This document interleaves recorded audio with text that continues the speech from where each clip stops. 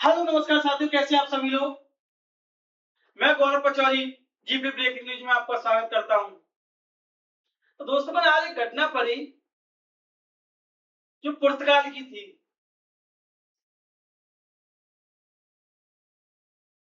मैंने देखा कि पुर्तगाल का जो हेल्थ इंश्योरेंस है और जो इंडिया का हेल्थ इंश्योरेंस है, या जो हॉस्पिटल की जो कंडीशन है प्राइवेट और सरकारी की,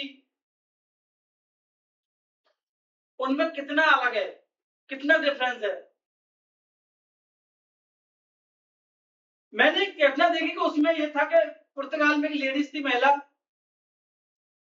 उसकी डिलीवरी होने वाली थी। तो वो हॉस्पिटल गई। वहां जाके उसने देखा कि बेड खाली नहीं है। उसको एक हॉस्पिटल दूसरे हॉस्पिटल जाने लगी तो बीच में रास्ते में उसकी किसी कारणवश मृत्यु हो गई। पुर्तगाल की जनता का विद्रोह आंदोलन या कुछ भी कहिए आप, इस कदर था कि 5 घंटे के अंदर, कितने 5 घंटे के अंदर हेल्थ मिनिस्टर को इस्तीफा देना पड़ा। कितनी बड़ी बात है अपने आप में। और वहीं दिल्ली में, जहां संसद है, सुप्रीम कोर्ट है और प्रधानमंत्री जी रहते हैं, बहुत सी चीजें हैं, लेकिन वहीं पे क्या है, एक हॉस्पिटल के सामने बेड न होने के कारण हॉस्पिटल में लेडीज की डिलीवरी खड़े-खड़े हो गई। और फिर भी कोई वो चीज़ नहीं है। यहाँ के अखबार भी अपने आप में ये चीज़ें में समझ में ये नहीं आ रहा कि इस ऐसी घटनाओं का जो खबर को 4-5 पेज तक तो नाम ही नहीं होता। 4-5 पेज तक तो उनका चर्चा ही नहीं है कि ऐसी भी कोई घटना है। और एक पुर्तगाल जैसा देश है जहाँ पर की आबादी कुछ नहीं है उस तक देखा जाए तो। लेकिन क्या है कि 5 घंटे के अंदर क्या कर दिया, इस्तीफा दे दिया गया। और यहाँ पे सरकारी हॉस्पिटल आप देखिए किसी भी, और मैंने घटना पहले भी पढ़ी थी, केरल की भी घटना है। 9 साल की बच्ची, मासूम बच्ची, जिसके हाथ में केवल एक सिक्के के बराबर लगी, तो डॉक्टर ने प्लास्टर चढ़ा दिया और पता चला कि एक समय के बाद में उसका हाथ काटना पड़ा। हालांकि केरल हाई कोर्ट ने भी इस चीज को कहा कि डॉक्टरों की लापरवाही की वजह से ये चीज हुई है। तो क्या है हमारे यहाँ का ये हॉस्पिटल क्या बना रखा है। सरकारी में जाओ तो कुछ इलाज नहीं है। इलाज है तो कोई मशीन खराब है, या लाइट नहीं है, या किसी चीज की व्यवस्था नहीं है, या कोई दवा नहीं है। प्राइवेट में जाओ तो पता चला कि बिल पे बिल नहीं आने, चिट्ठा बनना है बिल का पूरा, जिसको आम आदमी भरने में अपने आप में पूरा लुट जाता है। हमारे यहाँ जो गरीबी का सबसे बड़ा कारण एक ये भी है। आपको पता है कितना पैसा जाता है गवर्नमेंट के पास में इसके लिए? 4 लाख करोड़ रुपए।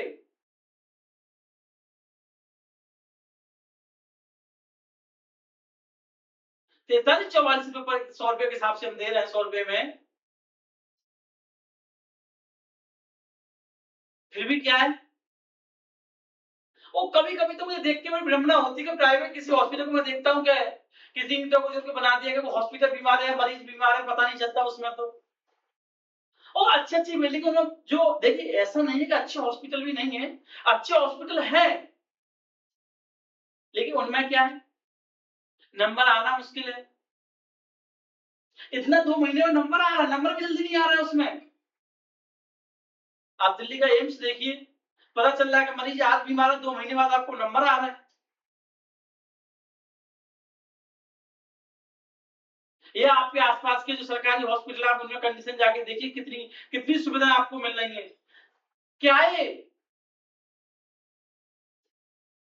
मुझे तो लग रहा है कि 1 साल में जो महँगाई बढ़ी है, मानता हूँ टमाटर, सब्ज़ी इन पे भी महँगाई बढ़ी है, पेट्रोल पे भी महँगाई बढ़ी है, और चीज़ें भी महँगाई बढ़ी है, 4% बढ़ी है, लेकिन अगर हेल्थ की बात देखी जाए तो, इस पे देखी जाए तो इलाज के लिए जो बढ़ा है, वो 12% महँगाई बढ़ी है।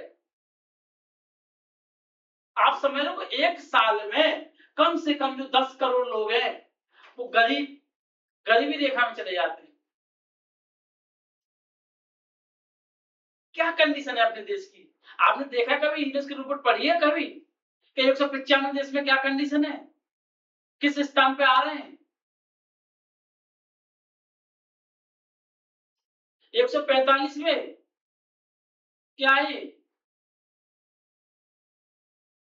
क्या सरकार को इस चीज़ पे ध्यान नहीं देना चाहिए?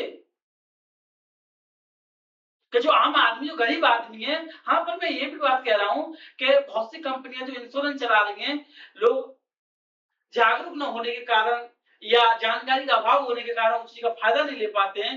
मैं कहता हूँ कि जानबूझ करके ये नहीं है कि सब लुटेरी कंपनी है, ठीक है, कुछ लुटेरी भी हैं, लेकिन समझ के, सोच के, पढ़ के, सब कुछ देख के अगर सही कंपनी का सटीक तरीके से चयन किया जाए, तो मुझे लगता है कि एक समय के बाद में उसका फ़ायदा बेनिफिट बहुत अच्छा खासा मिलता है। उस समय हमें भी थोड़ा नहीं था, लेकिन जब जानकारी का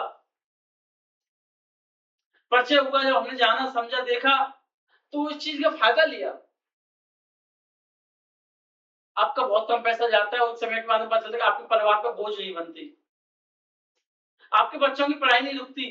आपके परिवार की मकान बनना, कोई भी काम है वो रुकता नहीं है। और जब आप नहीं करोगी, तो क्या है? पैसे दोगे आप सीधा, तो वो चाहे जितना बिल बना सकते हैं, जितना कर सकते हैं, जितना आप लूट सकते हैं। तो इलाज तो प्रॉपर होगा। जैसे गाड़ी का इंश्योरेंस होता है, तो क्यों होता है?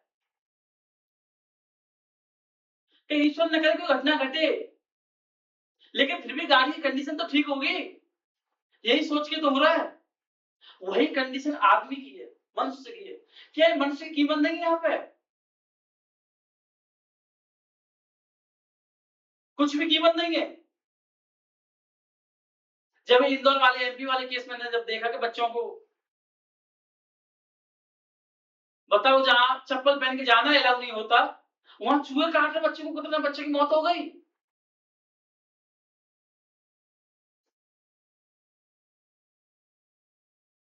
तो ठीक है, अच्छी बात है कि देखते हैं कि कुछ हॉस्पिटल अच्छे हैं, लेकिन हर हॉस्पिटल तो अच्छा नहीं है। ज़्यादातर हॉस्पिटल तो खराब है। क्या इनकी स्थिति को सुधारना नहीं चाहिए? यहाँ तो जंतर-मंतर बैठ जाओ, अनशन कर लो, कुछ भी सुनवाई नहीं होती।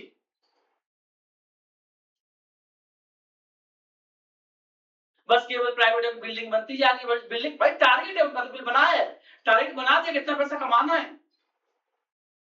उन्हें तो पता है कैसे भी बाहर की दवा लिख नहीं सकते, यहीं की लेनी पड़ेगी। अब बाहर की लिख रहे हैं तो बिल पे जो साइन होते हैं कि इसकी जिम्मेदारी हमारी कुछ भी नहीं है, बाहर से दवा ले रहे हैं। 50 तरह की जाँच करा देंगे, यहीं से जाँच करानी है आपको। क्योंकि भाई उन्हें तो बिल बनाना है ना, इकट्ठा करना है उन्हें तो पैसा, पैसा कहाँ से आएगा ये? इस चीज़ के लिए पैसा कहाँ से आएगा? जब बिल्डिंग खड़ी है ये, उन्हें क्या पौलक लुटे? अभी तो दिल्ली का 12 हॉस्पिटलों की रिपोर्ट आई, तो उसमें ये था कि अगर कोई व्यक्ति उसमें जाता है, तो जाते ही कंडीशन कोई व्यक्ति उसी का होके रह जाता है। कुछ नहीं बचता उसके पास में। क्या दुर्दशा कर रखी है ये? कम से कम इतना तो करिए कि लोगों को अच्छा स्वास्थ्य हो। तो गवर्नमेंट की अथॉरिटी नहीं बनती कि इस चीज़ पे ध्यान दें। और सबसे बड़ी बात, मीडिया पता नहीं क्या, अखबार में 4-5 पेज तक इस चीज़ की कोई चर्चा ही नहीं होती, कोई घटना ऐसी भी घटी है।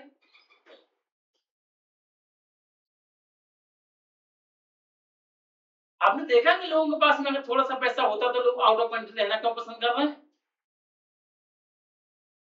उन्हें पता है कि प्राइवेट सरकारी में अंतर नहीं है। आप देखिए वहाँ के जो करोड़पति है, या जो रिक्शा चला रहा है, या जो भी कोई टैक्सी चला रहा है, उसका बच्चा उसी स्कूल में पढ़ रहा है, उसी हॉस्पिटल में जा रहे हैं। यहाँ तो ये नहीं है। मुझे तो इंडिया में देखते हुए पता चल जाता है कि पैसे की वैल्यू क्या है।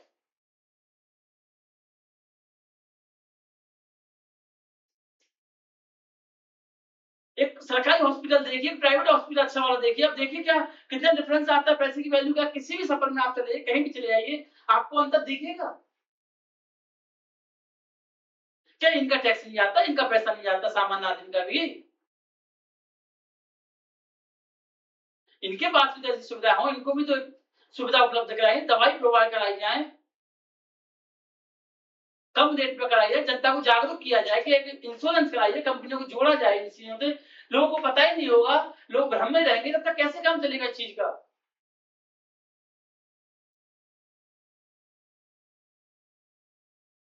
किसी भी चीज का रेट देखिए, अब सब चीज के रेट बढ़ते जा रहे हैं, टमाटर महंगे और सब्जी महंगी हो रही है, पेट्रोल बढ़ गया, दवाई का इलाज इतना महंगा होता जा रहा है, 12% तक ये रेट बढ़ गया।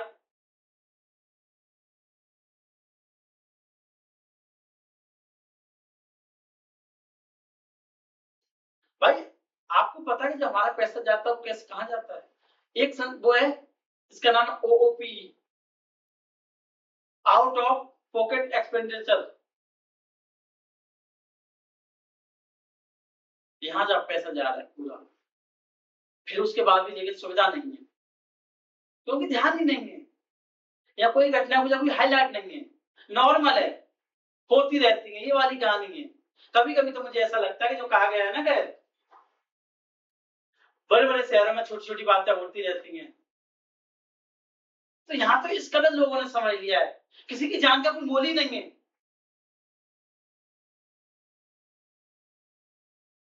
मैं तो आपसे जनता से रिक्वेस्ट कर रहा हूं कि जब भी आपके पास कोई वोट मांगने आए, तो मस्जिद मंदिर या कोई और चीज मत मांगिए, कहिए कि शिक्षा, स्वास्थ्य, इन चीजों को सही से उपलब्ध कराओ, अच्छे हॉस्पिटलों में बेड की व्यवस्था कराओ, दवा की व्यवस्था कराओ। जो आदमी प्राइवेट में इलाज नहीं करा सकता, वो तरफ तरफ के मर रहा है, उसके लिए सुविधा कराओ, तब वोट डालेंगे। तब देखना आप 1 साल में कितना अंतर आता है इस चीज को लेके। ऐसे थोड़ी हो जाएगा, क्योंकि यहाँ तो कितने भी अनशन पे बैठ जाओ, कोई सुनवाई नहीं होती और नहीं इनके कान पे जू रेंगता है। तो कम से कम इतना तो करो। मेरा तो बस इतना सा ही कहना है कि लोगों को थोड़ा जागरूक करो, और मैं आपसे रिक्वेस्ट कर रहा हूँ कि इस वीडियो को ज्यादा से शेयर कीजिए, ज्यादा से ज्यादा लोगों तक पहुंचाइए, जिससे कि लोगों को पता चले कि सच्चाई का आईना क्या है।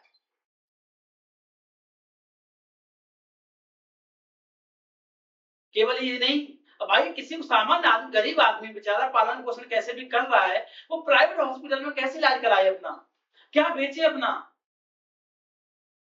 अगर बेच भी दे तो उसके बाद उसके पास ऑप्शन क्या है जीविका का? कैसे बच्चों का पालन पोषण करे वो?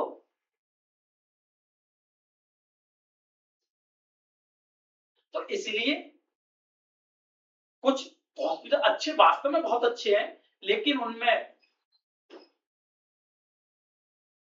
इलाज होना इतना आसान नहीं है, यह हर किसी के बस की नहीं है।